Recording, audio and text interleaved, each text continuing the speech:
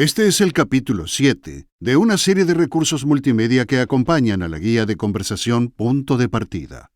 Grito de Rebeldía es un mensaje predicado por Andy Stanley en la iglesia de la comunidad North Point. Créanlo o no, la Biblia está llena de historias de gente que huyó de Dios. De hecho, esas historias se parecen mucho a la nuestra. En este mensaje, Andy explica por qué la rebeldía es natural en todos nosotros y qué podemos hacer al respecto. Todos hemos hecho o cometido alguna tontería en la vida. Algunos ejemplos. Tu hermano te aseguró que las acciones iban a subir y se equivocó. Ella era preciosa y pensaste que se convertiría en cristiana más adelante. Él traía un auto genial, así que te imaginaste que él sería una persona genial. Todos al recordar nuestras historias hoy nos daríamos cuenta que cometimos tonterías. Debimos verlo venir. Aunque no estábamos buscando problemas ni tratábamos de hacer cosas malas, solo sumábamos mal, restábamos mal, pensábamos mal. Con el paso del tiempo, al recordar esas historias, nos damos cuenta que fueron embarazosas. Hablo de esos capítulos o temporadas de nuestra vida que recordamos y decimos, ¡caramba, de verdad cometí una tontería! Tenemos un montón de esas historias que contar. Cuando se presentan esas situaciones, en las que sabemos que podemos hacer lo correcto o lo incorrecto, muchas veces simplemente hacemos una mueca y decidimos, voy a hacer lo incorrecto. Y si alguien nos dice que eso no está bien, simplemente nos limitamos a observar a la persona que nos habla y decirle, ya sé que me va a ir muy mal, sé que me va a hacer daño, lo sé, pero ¿sabes qué? Junté todo mi valor y decidí al margen de Dios que de todos modos voy a hacerlo. ¿Alguien recuerda alguno de esos momentos de su vida? ¿Recuerdan esa temporada, ese momento, esas vacaciones de verano, ese fin de semana o incluso ese año? Quizá algunos anden todavía en eso. ¿Recuerdan esa energía que nos daba a ser rebeldes? Es pura adrenalina. Uno vive la vida diciendo, conozco las reglas, pero las reglas se hicieron para los demás porque yo voy a hacer lo que se me da la gana. Y ustedes saben que en ese momento sentimos la adrenalina que acompaña a la rebeldía. Con esa adrenalina, uno se siente único. No hay nadie tan estupendo, no hay nadie tan hábil, no hay nadie como nosotros. Nadie ha sido tan apasionado en la vida, nadie ha mostrado tanta seguridad. Y hablando de rebeldía, no podemos dejar de mencionar la música. Esa que escuchabas en tu carro, esa que escuchabas en los momentos arriesgados, esa que escuchabas cuando traspasabas los límites. ¿Recuerdas a través de una canción alguna época de tu vida? Cuando tienes esa actitud de rebeldía, quizás sea cada fin de semana o 2 o 3 veces en el verano, o quizás la experimentas todo el tiempo. Siempre que estás en ese estado, te sientes confiado. Estás absolutamente seguro de llegar a un buen puerto y de despertar la envidia de la gente por tu forma de vivir. Esperas que la gente alrededor tuyo diga, ¿cómo quisiera ser como él? ¿Cómo quisiera ser como ella? ¿Cómo desearía que mi vida fuera como la de ellos? Y sabes que todos los demás que tratan de violar las reglas terminan mal. Pero por alguna razón te sientes seguro de que eres único y que vas a estar bien. Y aunque por supuesto no lo dices en voz alta, a menos que estés con algún amigo al mirar a los demás y piensas, no son más que un montón de cobardes. Son gente inferior, simples mortales, y de hecho ahora mismo, los que están en una especie de rebeldía al verme de seguro piensan, ese predicador es un cobarde también. Aunque yo hable de estas cosas, ustedes no se sienten ofendidos. Y es que cuando se está en esa zona, la zona de rebeldía, a uno no le importa. ¡Adelante! Díganme que estoy mal y que voy a arruinar mi familia y mi salud. ¡Vamos, díganlo! Yo los voy a mirar directamente a los ojos para decirles, no me importa, no lo hago sin saber, lo sé y lo voy a hacer de todos modos. Esa es la rebeldía. Uno se lanza sin más. Y lo sorprendente es que sea tan adrenalínica. En el momento en que están en esa zona, sienten que son únicos, que no hay nadie como ustedes. Pues bien, si están en esa zona hoy, quiero que escuchen esto. ¿Cuántos de ustedes saben exactamente de lo que estoy hablando y han estado allí en algún punto de su vida? ¿Quieren levantar sus manos bien alto? ¿Se dan cuenta de que no son los únicos? Ese es el mito de la rebeldía. El rebelde siente que todo gira alrededor de él. Nunca ha habido nadie como yo. Lo que estamos a punto de descubrir es que el rebelde es de lo más común. Está en todos nosotros.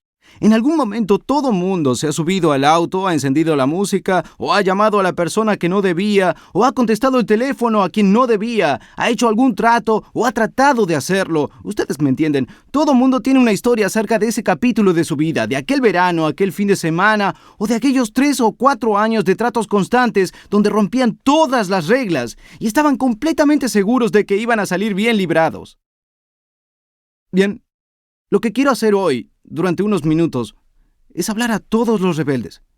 Quizá alguien piensa, bueno, esta es la iglesia, aquí no hay rebeldes. Pero claro que aquí hay rebeldes, porque de vez en cuando se muestran para volver a confirmar el hecho de que son tan diferentes a todos los demás. Mira, todos esos mediocres de la iglesia no saben lo que es estar a mi nivel. Te subes a tu auto, te vas quemando llanta y dices, justo lo que pensé. Así que te registras de vez en cuando o alguien te invita y más o menos logras que dejen de molestarte. Estás aquí y sabes que así es. Todos nos registramos y no te sientes ofendido por este mensaje porque ni siquiera te llega. Aún así quiero hablar a todos los rebeldes y voy a ser claro. No estoy hablando de la gente que tiene más o menos un estilo diferente de vestir y que piensa, me veo súper, me veo como un rebelde. Tú solo tienes un estilo. Eso está bien, pero aún en este caso, ¿sabes que no eres único? Hay muchos como tú allá afuera, en algún lugar. Si se juntaran todos, ni siquiera te gustaría tu forma de vestir porque habría muchos iguales. Eso en cuanto al vestir. También está el estilo de música, así que no estoy hablando de los que quieren ser únicos dentro de los límites. Eso está bien. Estoy hablando de los que juegan al borde del precipicio en lo moral, en lo ético, en lo económico. Andan en algún negocio y su esposa e hijos no lo saben y piensan que pueden llevar una doble vida y que todo va a salir bien porque ustedes son diferentes a todos los demás. Todo va a tener un final feliz. Sus padres no saben y su jefe no sabe que andan fuera de los límites y les gusta eso. Nos llena de adrenalina. Andamos descarriados pero llenos de adrenalina. No hay nada igual. Quiero hablarles unos minutos y déjenme darles una advertencia.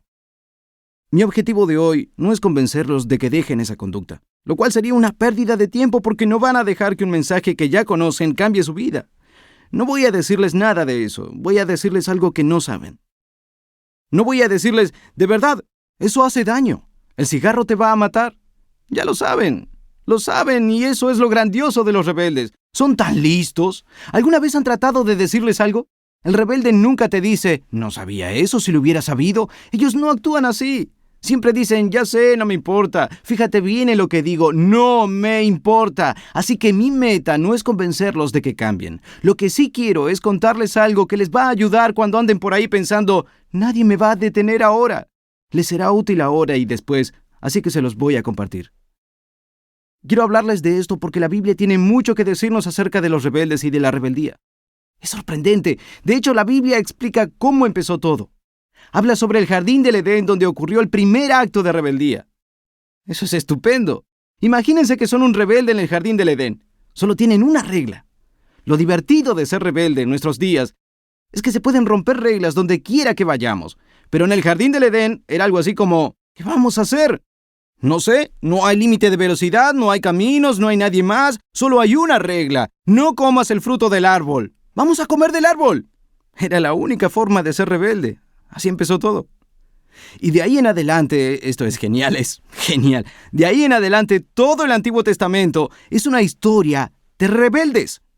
Lo que quiero decir es que si toman la Biblia y ven los libros de Samuel, los libros de Reyes, los libros de Crónicas, esos 6 libros que quizá nunca hayas leído, son historias de la nación de Israel. Y hay como una docena de hombres y mujeres, reyes y reinas, y todo tipo de gente que obedeció y desobedeció a Dios. La mayoría lo desobedeció y en realidad es la historia de lo que pasa cuando la gente rica y poderosa decide, no necesito la ley ni a Dios. Puedo manipular las consecuencias. Puedo controlar mi destino. Y esa gran parte de las Escrituras trata sobre los rebeldes. Como dije antes, cuando se encuentran en la zona de rebeldía se sienten únicos. Nadie es como yo. Pero cuando comienzan a leer la Biblia se dan cuenta, vaya, no soy tan único después de todo. Les digo algo. Dios sabe todo sobre la rebeldía y los rebeldes. No hay información nueva. Dios no está en el cielo diciendo, ¿qué voy a hacer ahora? Porque si leen el Antiguo Testamento se dan cuenta de que Dios ya ha pasado por eso una y otra vez. Dentro de esas historias de rebeldía que encontramos en la Biblia, hoy vamos a conocer la historia de un rey y vamos a aprender un principio muy útil. No importa si están dentro o fuera de la zona de rebeldía, si se dirigen hacia ella o si acaban de salir, lo que vamos a aprender hoy les será de gran utilidad.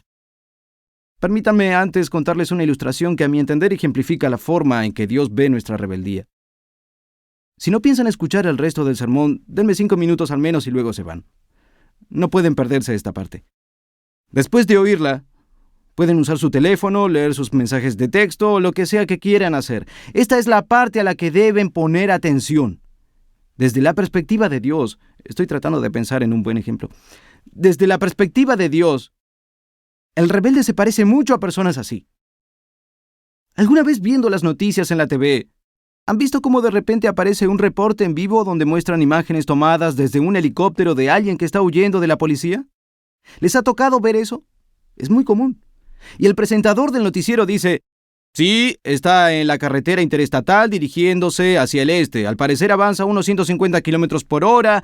Y ustedes ven en la pantalla este auto negro que entra y sale del tráfico una y otra vez. Y uno dice sorprendido: mira ese tipo. Pues bien, así es la rebeldía desde la perspectiva de Dios. Si viéramos dentro del auto, ustedes saben lo que pasa dentro del auto, el tipo va a 150 kilómetros por hora con la música a todo volumen pensando: voy a escapar, voy a dejarlos atrás. Porque ve por el espejo retrovisor. ¿Y qué ve? Nada.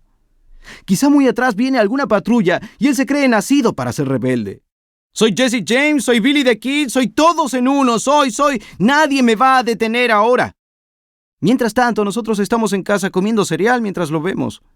Desde su perspectiva, está solo. Quizá con alguna patrulla detrás. Nunca me van a detener. Ustedes dicen: oye, no solo la policía sabe dónde estás, todo el país sabe dónde estás. Solo existen 3 resultados posibles. Y aunque suena mal, esperamos que sea el peor, porque es el más divertido. Uno piensa así: no te detengas, no saltes la cerca, no te detengas como la mayoría de los otros. No hagas eso, estréllate. Queremos ver destrucción, queremos ver que te estrelles contra algo, queremos verte caer sobre el pavimento. Es emocionante, pero ya sabemos cómo va a terminar. Solamente hay 3 opciones. Te estrellas con algo y mueres, te estrellas con algo y vives, o te estacionas, saltas la cerca de protección y corres por el pasto y te atrapan. U otra mejor. Desde el helicóptero vemos al tipo saltar y correr a esconderse en algún vecindario. Entonces yo pienso: mis hijos y todo el mundo sabe dónde está. ¿Pero saben lo que él está pensando? Está pensando que va a escapar, que lo va a lograr. Ya pueden irse los que se quieren ir. Solo quería que supieran que así es como se ve su rebeldía y mi rebeldía desde la perspectiva de Dios. Ahora sí, hoy quiero contarles la historia del último rey de Israel. Esta historia está en el Antiguo Testamento, pero no lo busquen porque voy a usar 3 libros diferentes. La Biblia es sorprendente, porque en la literatura antigua no tiene paralelo. Esta historia en particular se encuentra en los libros de Reyes y los libros de Crónicas. Los libros de Reyes cuentan la misma historia desde diferentes perspectivas que los libros de Crónicas. Son diferentes autores, pero cuentan la misma historia. Eso es inusual en la literatura antigua. Además, si han leído la Biblia, saben que después de esos libros del Antiguo Testamento vienen los que tienen nombres de personas como Isaías, Jeremías, Ezequiel, Daniel, Oseas y Amós, entre otros, o sea, los profetas. En realidad, la historia de los profetas forma parte de la historia de los reyes de Israel. Entonces tenemos los libros de Crónicas y los libros de Reyes. Luego tenemos los libros sobre las personas que profetizaban contra esos reyes o a favor de ellos. Es un poco complicado. Así que hoy voy a juntar todas las partes para contarles la historia del último rey de Israel. Su nombre fue Sedequías, y su historia se encuentra en 2 libros narrativos de la Biblia. También hubo un profeta llamado Jeremías enviado por Dios a hablar a Sedequías. Quiero darles antes algunos antecedentes. David fue el primer rey de Israel. Su hijo Salomón fue el segundo. Después de eso, las cosas se pusieron difíciles para Israel. Se separó en 2 naciones, el país del norte y el del sur. El del norte conservó el nombre de Israel. El del sur se llamó Judá. Entonces eran 2 países. Todos eran judíos y se peleaban unos contra otros. Luego Dios envió unos profetas a ambos reyes, el del sur y el del norte, para no decirles: arrepiéntanse y regresen a mí, no se rebelen contra mi ley, no se rebelen contra mí. Y el reino del norte tuvo tantos reyes malos que alrededor del año 700 a.C., Dios envió a los asirios contra ese reino y lo destruyeron completamente, lo clausuraron y enviaron a todos los líderes al exilio. Mientras tanto, Judá, la nación del sur, estaba sorprendida. No querían que les pasara lo mismo. Entonces Dios les envió a varios profetas para decirles: miren, ya saben lo que le sucedió a sus hermanos del norte, lo digo en serio. Yo soy Dios, no voy a soportarlos indefinidamente. Tienen que arrepentirse y regresar a mí. Les voy a dar una oportunidad, tienen poco tiempo, y si no cambian, haré con ustedes lo que hice con ellos. Luego tuvieron un rey bueno y uno malo, uno bueno y uno malo. Finalmente las cosas se pusieron tan mal que Nabucodonosor y los babilonios llegaron al reino de Judá, lo conquistaron, se llevaron a unos 10,000 esclavos, la mayoría de ellos gente adinerada o de la realeza. Después, en un pequeño acto de misericordia, Nabucodonosor puso a un judío en el trono de Judá. Su nombre fue Sedequías, un hombre de ascendencia real. Y Nabucodonosor le dijo a Sedequías: esta es tu última oportunidad, ¿entiendes? Si no gobiernas bien, y si no pagas impuestos y tributo a Babilonia, voy a regresar a sacarte e Israel no volverá a existir. Entonces Israel tenía una última oportunidad. Este era el último rey de Israel, la última oportunidad de someterse a la ley de Dios, poner las cosas en orden, restaurar los sacrificios en el templo y hacer las cosas como debían ser. Luego Dios envió a Jeremías el profeta a la vida de Sedequías para decirle: muy bien, Sedequías, no desperdicies tu última oportunidad. En tu vida personal, Dios no te ha enviado profetas, pero sí te ha puesto cierta gente en tu camino. Cuando eras adolescente, eran tus padres. Quizá te pasó que alguna persona fue a verte para decirte: sé que no es asunto mío, pero te vi el otro día con tal y tal. Te vi el otro día haciendo esto o aquello. Y no es asunto mío, pero vas a salir perjudicado. Se te va a regresar y te va a hacer daño. Todos, alguna vez, estuvimos rodeados de personas que se entrometían en nuestra vida para señalarnos cosas que no queríamos oír. Y cuando nos encontrábamos en la zona de rebeldía, nuestra reacción era más o menos así: gracias, pero no quiero escucharte, hasta luego. Más o menos así eran los profetas. Se aparecían en los momentos más inoportunos para decir a estos reyes: más te vale que pongas todo en orden porque Dios no lo va a aguantar para siempre. Y en ese sentido, porque tal vez haya alguien así en tu vida ahora mismo, alguien que te exaspera a muerte, los profetas, los amigos, los padres son en realidad una expresión de la gracia de Dios. En lugar de aplastarte como a un insecto, Dios te envía una señal de advertencia tras otra. ¿Por qué? Porque te ama. Y a pesar del hecho de que la rebeldía tiene un fin, Dios sigue siendo un Dios de gracia y misericordia. Permítanme contarles esta historia. Es muy emocionante, especialmente el final, porque, de nuevo, solo hay 3 finales posibles. Y este es muy, muy malo. Así que, a quienes siempre quieren ver el auto estrellado, les va a gustar esta historia. Viene en el segundo libro de Crónicas, en el capítulo 36. Voy a saltar de un lado a otro para contarla. Sedequías tenía 21 años cuando se convirtió en rey, apoyado por Nabucodonosor. Reinó en Jerusalén, la ciudad capital, durante 11 años. Así que solo fue rey por 11 años. Hizo el mal a los ojos del Señor su Dios y no se humilló ante Jeremías el profeta, que le habló de parte del Señor. Y lo que sigue es increíble. También se rebeló contra el rey Nabucodonosor. Quizá alguien está pensando: muy bien, mira, Sedequías, que quieras hacer tonterías en tu propia ciudad es una cosa, pero rebelarse también contra el rey Nabucodonosor. El rey Nabucodonosor gobernaba prácticamente todo el mundo conocido. Es decir, de enfrentarse con alguien, no lo harían con Nabucodonosor. Tratarían de mantenerlo contento con algunos impuestos para alejarlo de su país, pero después de unos años, Sedequías se envalentonó. Se llenó de orgullo y pensó: yo también tengo un ejército. Tengo un ejército, usaré mi ejército. No puedes enfrentarte conmigo, Nabucodonosor. Tengo un ejército. Y se llenó de orgullo, y al leer la historia, uno que conoce el contexto, no puede sino pensar: ¡qué tontería! Quiero hacer una observación. Cuando estamos en la zona de rebeldía, al final, si no es que al principio, terminamos haciendo tonterías. No falla. Por eso al ver al tipo en la televisión pensamos: ¿qué estás haciendo? ¿Qué está pensando? Es que no está pensando. Algunos de sus amigos andan haciendo tonterías y ustedes se preguntan: ¿creen que se van a salvar de esta o qué están pensando? No están pensando. Cuando uno se sale del manto protector de Dios y se rebela contra su ley a sabiendas o sin saber, tal vez no conozca uno la ley de Dios, acaba por tomar alguna mala decisión, impulsado por la arrogancia, el orgullo y la suposición de que se es muy bueno para todo y para todos. Los demás podrán caer, pero no ustedes, que son tan hábiles. Solo es cuestión de tiempo. Entonces Sedequías pensaba, no voy a dejar que ningún otro rey me diga lo que debo hacer. Así que rompió el pacto y el contrato que tenía con Nabucodonosor, prácticamente el rey del mundo, quien por cierto ya había conquistado ese país hace apenas unos años. De hecho, él había puesto de rey a Sedequías, y de nuevo, al leer la historia, uno se pregunta, ¿qué estaba pensando? Eso es lo que sucede cuando uno está en la zona de rebeldía. Versículo 13. Se rebeló a sí mismo contra Nabucodonosor, al cual había jurado por Dios. Nabucodonosor hizo que Sedequías jurara en nombre de su Dios que no se rebelaría, pero se arriesgó, endureció su corazón y no se volvió al Señor, el Dios de Israel. Ahora voy a cambiar al segundo libro de Reyes, capítulo 25, donde continúa esta historia. Así que era el 9º año del reinado de Sedequías, entonces ya había estado en modo de rebeldía durante 9 años. Sedequías pensaba, yo soy el rey, y nadie va a decirme lo que debo hacer. Yo también tengo un ejército.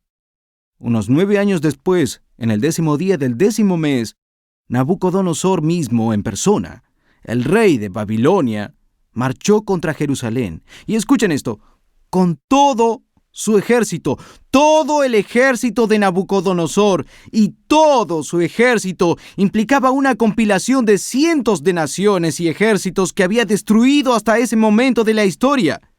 Cuando aparecía el ejército completo de Nabucodonosor, era lo único que se podía ver en cualquier dirección. Como para dejar algo bien claro, Nabucodonosor apareció con todo su ejército, y vean lo que hizo, era muy listo. Marchó contra Jerusalén con todo su ejército, pero no la atacó. Acampó a las afueras de la ciudad y la sitió hasta el 11º año del reinado de Sedequías. ¿Comprenden lo que hizo?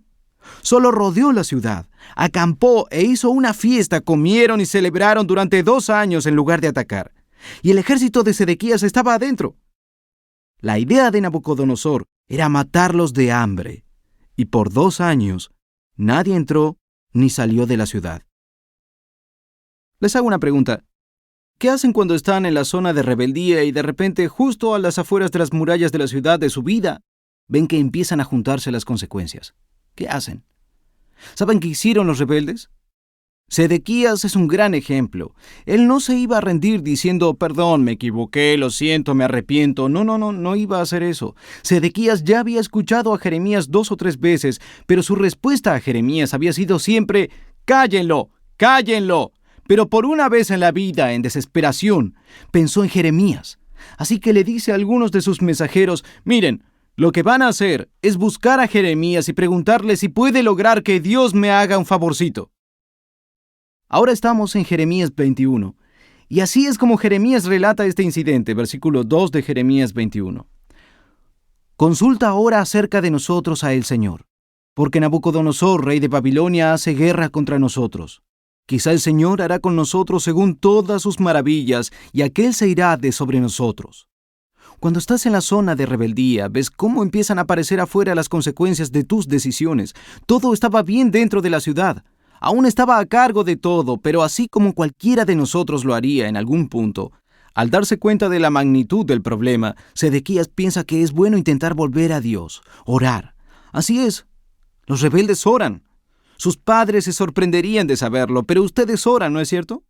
Su jefe, sus amigos y su ex esposa se sorprenderían de saber que ustedes oran, pero oran. Y oran más o menos así. Dios, sé que no he hablado en mucho tiempo contigo, pero por favor no dejes que ella se entere. Por favor no dejes que ella se entere. Por favor, por favor, por favor. Si no dejas que se entere, iré a la iglesia. Me pondré al corriente en la pensión alimenticia. Por favor, vamos a hacer un trato. ¿Alguna vez han orado así? Dios, por favor, que no esté embarazada. Por favor, que no esté embarazada. Oh Dios, por favor, por favor, por favor. Lo siento. Sé que he hecho muchas cosas, pero por favor, por favor, por favor. Verán, los rebeldes oran cuando es evidente que no pueden controlar las consecuencias y se dan cuenta de que tienen que buscar fuera de ellos mismos. Pero no se rinden. No. Sigo a cargo. Dios, solo necesito que hagas algo por mí. Solo te necesito un momento. Solo necesito un poco de Dios en mi vida. No todo el paquete. Solo un poco de Dios por aquí, otro poco por allá, para más o menos arreglar las cosas. Por favor, no dejes que mi maestro se dé cuenta. Por favor, no dejes que vean mi computadora. Por favor, no dejes que se enteren. Por favor, no dejes que vean mi boleta de calificaciones. Por favor, que mis padres no se enteren de que usé su tarjeta de crédito. En otras palabras, los rebeldes oran, pero solo lo hacen cuando ven que ya no pueden manejar los resultados. Eso es lo que Sedequías hizo. Mandó llamar a Jeremías, le dijo: «Mira, Jeremías, ¿quieres pedirle a Dios que me ayude? No te prometo enderezar las cosas, solo necesito que Él me saque de esta». De regreso al versículo 3 del capítulo 21 de Jeremías, el profeta envió una respuesta a Sedequías que fue la siguiente. Jeremías le respondió: «Adviértanle a Sedequías que así dice el Señor, el Dios de Israel: yo haré retroceder tus tropas, las que pelean contra el rey de Babilonia y contra los caldeos, que desde afuera de los muros los tienen sitiados. Haré que tus tropas se replieguen dentro de la ciudad. Yo mismo pelearé contra ustedes con gran despliegue de poder y con ira, furor y gran indignación. Heriré a hombres y animales, y los habitantes de esta ciudad morirán por causa de una peste terrible». ¿Eso dijo? Sí, eso dijo. Sedequías se enojó tanto con Jeremías que lo encarceló. Es como la persona que viene a decirles la verdad y la odian por eso. Y no le contestan al teléfono ni sus mensajes de texto. El resto de la historia es en cierta forma gracioso. Sedequías encarceló a Jeremías y él, cada vez que lo veía pasar por ahí, le seguía hablando. Después, dice el Señor, entregaré a Sedequías, rey de Judá, a sus criados, al pueblo y a los que queden de la pestilencia, de la espada y del hambre en la ciudad, en mano de Nabucodonosor, rey de Babilonia, en mano de sus enemigos y de los que buscan sus vidas, y él los herirá a filo de espada. No los perdonará, ni tendrá compasión de ellos, ni tendrá de ellos misericordia. Sedequías se enojó tanto con Jeremías que lo echó en un pozo. Jeremías no dejaba de profetizar y Sedequías no lo soportaba, quería sacarlo de su vida. «No quiero oírlo». Bueno, sé que yo le pregunté, pero esa no es la respuesta que quería oír. Ahora escuchen esto, versículo 8. «Y a este pueblo adviértele que así dice el Señor: pongo delante de ustedes el camino de la vida y el camino de la muerte». Ahora escuchen, si andan en la zona de rebeldía, tienen que oír esto, porque está relacionado con la gracia. Versículo 9. «El que se quede en esta ciudad morirá por la espada y la peste o de hambre. Pero el que salga y se rinda a los caldeos que los están sitiando, vivirá. Así salvará su vida. Si se quedan en la ciudad, morirán. Esa es mi promesa, dice el Señor. Cuenten con eso. Pero el que se salga vivirá. Sedequías, pueblo de Israel, tienen una buena opción. Ríndanse. Ríndanse, no se comprometan conmigo ahora, es demasiado tarde para eso. Ríndanse, su única esperanza es rendirse. He decidido hacer daño y no bien a esta ciudad, declara el Señor. La entregaré al rey de Babilonia y él la destruirá con fuego y todos morirán aquí a menos que abran esas compuertas y se rindan. Enfrentarán las consecuencias de lo que han hecho. Entonces, ¿qué hace un rebelde? ¿Decide rendirse o es forzado a rendirse? Y si eres forzado a rendirte, tendrás más cicatrices, perderás más tiempo y tendrás más malos recuerdos. Si decides rendirte, sigue habiendo consecuencias y cicatrices, pero serán menores que si eres forzado a rendirte. Y cuando decides rendirte, eliges arrojarte a la misericordia de Dios en lugar de quedar arrinconado donde no tienes otra opción más que arrojarte a la misericordia de Dios de todos modos. ¿Qué hizo Sedequías?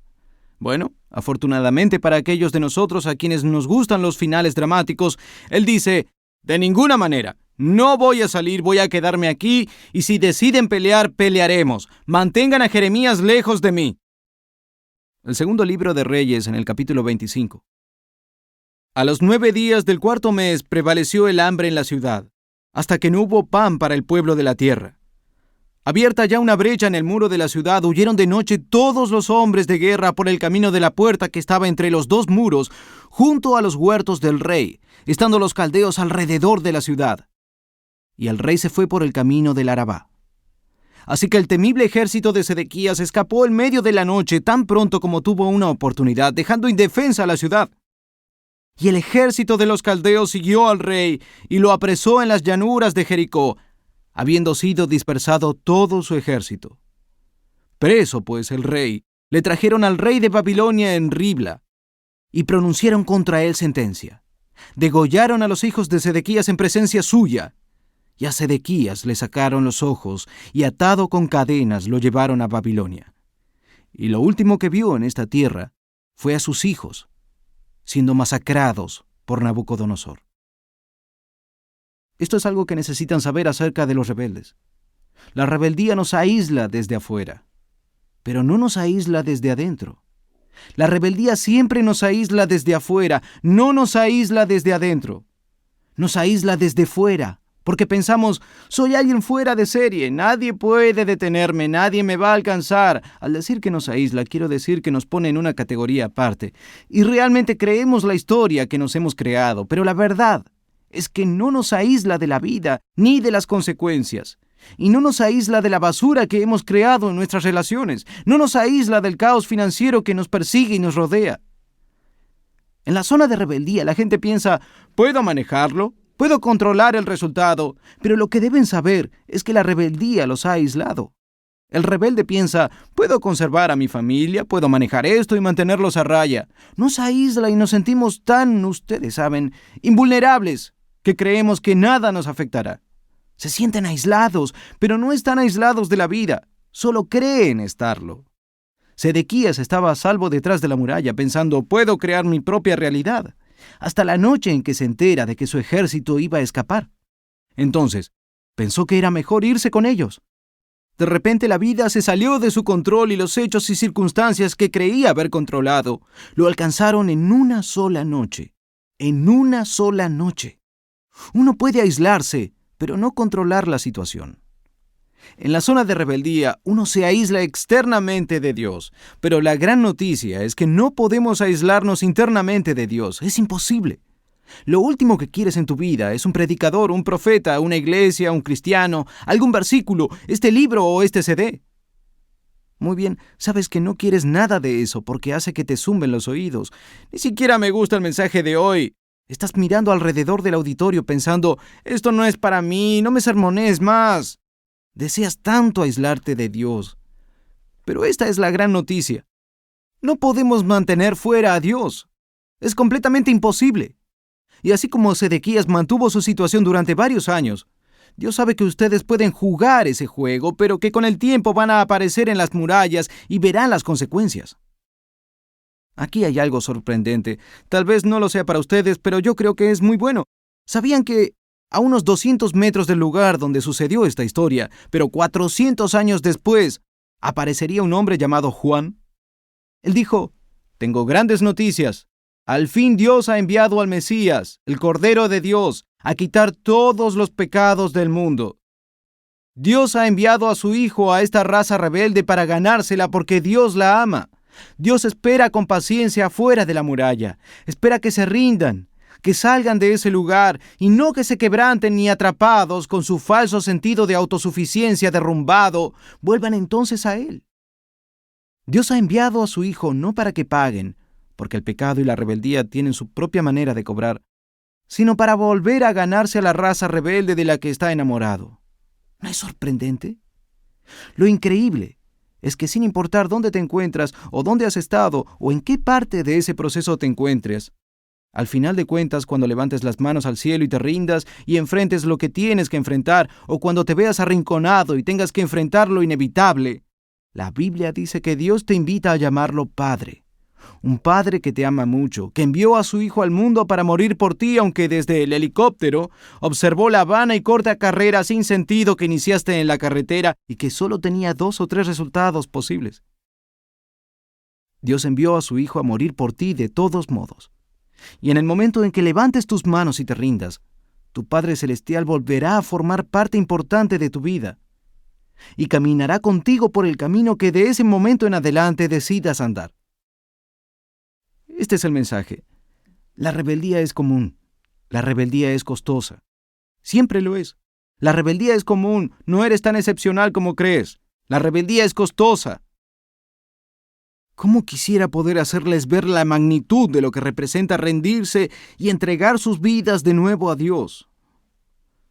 ¿Por qué no abrir las compuertas de golpe y salir con las manos arriba? Ejércitos te están rodeando dentro de tus murallas. Puedes seguir jugando tu juego, pero las consecuencias están empezando a apilarse, multiplicarse y amontonarse a tu alrededor. Puedes esperar hasta ser arrinconado o puedes enfrentar lo inevitable, abrir las compuertas de tu vida y salir caminando. Y puedes salir limpio, puedes dejar de fingir, puedes rendirte. Y cuando lo hagas, cuando te rindas, tu Padre Celestial estará ahí para recibirte. No borrará tus cicatrices, porque constituyen recuerdos para ti y para los demás del costo de la rebeldía. Pero su gracia te será suficiente si levantas tus manos y te rindes.